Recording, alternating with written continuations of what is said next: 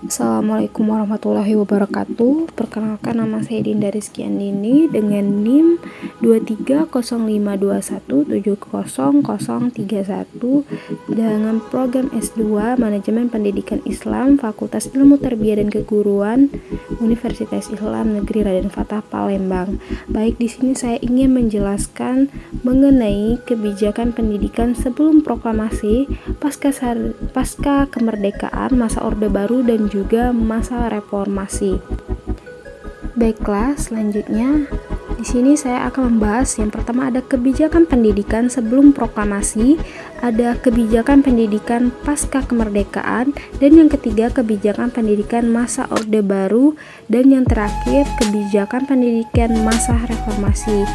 Langsung saja untuk ke penjelasan selanjutnya, yakni baik, yang pertama itu ada kebijakan pendidikan sebelum proklamasi. Jadi sebelum proklamasi kemerdekaan Indonesia terdapat berbagai kebijakan pendidikan yang mempengaruhi perkembangan sistem pendidikan.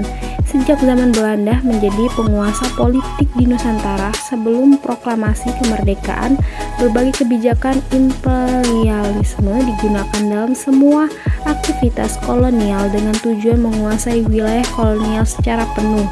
Jadi ambisi pemerintah kolonial untuk memanfaatkan eksploitasi daerah jajahan membutuhkan tenaga kerja yang terdidik. Sebagian hasilnya, pemerintah kolonial mulai memperluas jaringan pendidikan untuk menciptakan tenaga kerja yang terampil dengan upah yang rendah.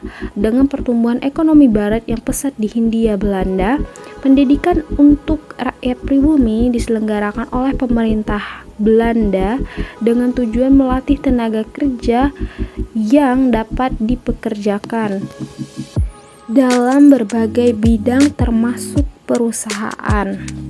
Baik, selanjutnya yang kedua, kebijakan pendidikan pasca kemerdekaan. Jadi setelah kemerdekaan, Indonesia menghadapi tantangan besar dalam membangun sistem pendidikan yang sesuai dengan kebutuhan negara yang baru merdeka.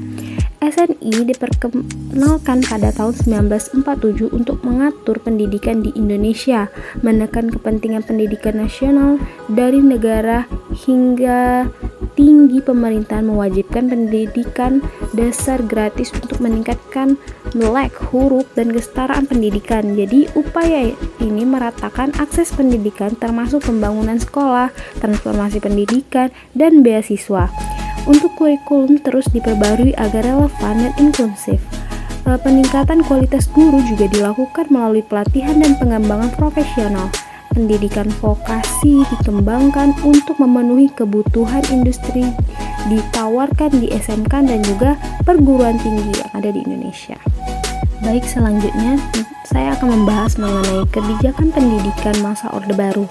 Jadi pada masa Orde Baru yang dipimpin oleh Presiden kedua Republik Indonesia Soeharto berlangsung sekitar 20 tahun dari tahun 1968 hingga 1998. Pada era pendidikan Orde Baru, hak untuk mendapatkan kesetaraan pendidikan tidak terpenuhi karena pemerintahan masih mendominasi dalam pendidikan para pelajar. Selain itu, diterapkan pula sistem doktrinisasi dalam pendidikan Indonesia. Kurikulum pada tahun 1975 menjadi kurikulum pertama pada masa Orde Baru yang menerapkan indoktrinisasi ideologi Pancasila untuk seluruh jenjang pendidikan. Melalui indoktrinisasi ini, pemerintah menanamkan konsep sila-sila Pancasila yang menjadi dasar praktik pengajaran melalui sistem hafalan. Para peserta didik diberi pemahaman-pemahaman Orde Baru agar selalu tertanam dalam pikiran mereka dan menolak segala bentuk budaya asing yang masuk ke Indonesia. Akibatnya, mereka menjadi takut untuk menciptakan sesuatu yang baru di luar pemahaman yang telah ditanamkan. Mereka tidak dapat berpendapat dan bereksplorasi secara bebas, tumbuh dalam lingkungan yang dipimpin oleh sistem pemerintahan otoriter. Baiklah, selanjutnya yang terakhir, yaitu kebijakan pendidikan masa reformasi. Jadi, di era reformasi membuka peluang besar bagi penyusunan kebijakan pendidikan yang baru dan inovatif.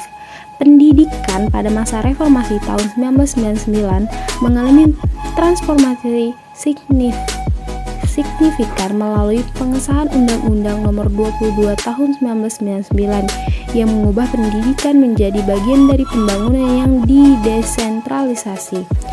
Pemerintah memperkenalkan konsep manajemen berbasis sekolah dan mengimplementasikan sistem kurikulum berbasis kompetensi untuk menanggapi kebutuhan akan SDM yang berkualitas pada tahun 2003 di Undang-Undang Nomor 20 Tahun 2003 diberlakukan untuk menggantikan Undang-Undang Nomor 2 Tahun 1989 dan menegaskan bahwa pendidikan bertujuan untuk mengembangkan potensi peserta didik secara menyeluruh.